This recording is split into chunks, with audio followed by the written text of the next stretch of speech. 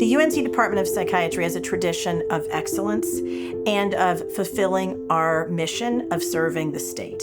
We are interested in psychiatry residents who are passionate about our field, who have a deep conviction in serving others, who want to be great team players because we're a very collaborative place, and who are very curious and interested in advancing the field.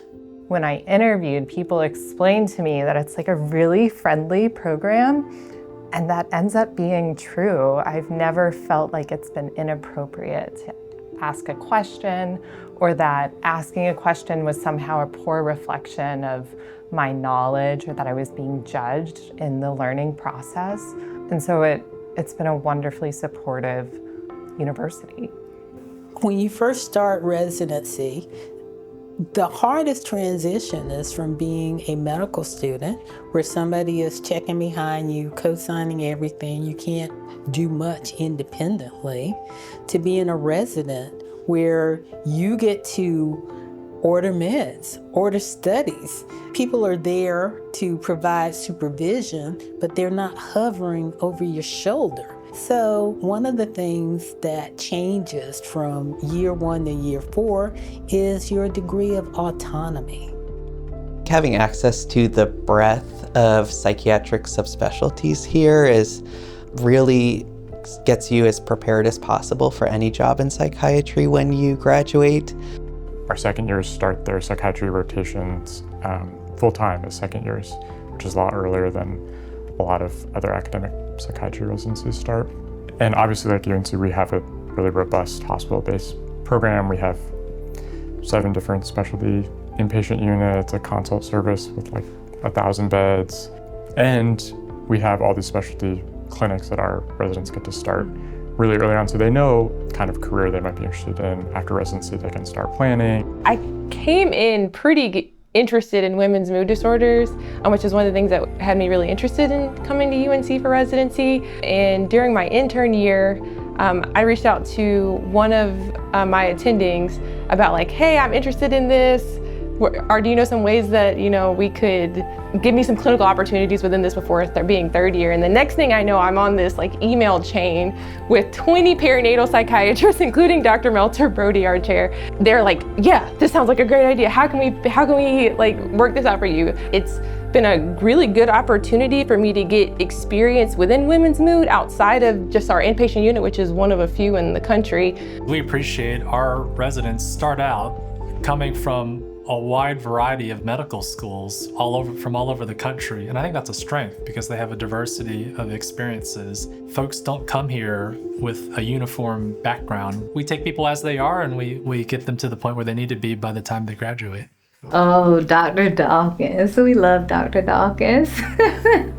She's like the mama of the pack. Whatever it is, she's on top of it and she doesn't miss a beat. I love meeting just people in general, the different personalities, problem solving. It's a lot of fun. Different people come from different cultures.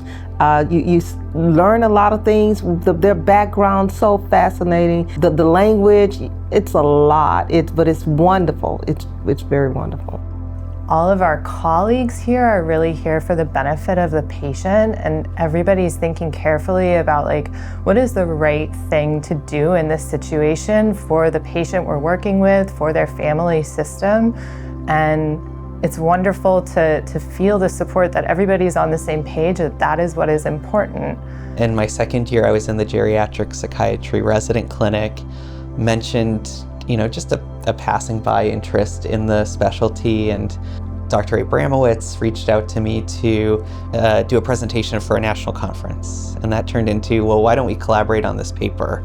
And that opened so many opportunities for me to engage with faculty in the division, engage with that patient population, and really solidified the fact that this is what I wanted to do with my life. And I think that's so special about a place like this where you have access to that expertise across the board. We are a very, very well-respected department and collaborate broadly with all other departments in the School of Medicine. Our psychiatry residents are smart, are thoughtful, are engaged, and see themselves as playing an important role in both taking care of patients as well as interfacing with our colleagues across all other professions of medicine.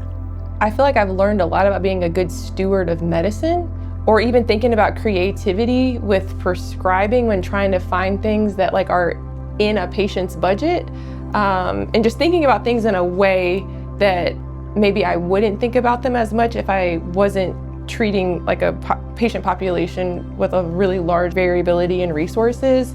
Having access to virtual and telehealth, I think, is really important, and working with patients who are so appreciative that we're available to work with them and help them.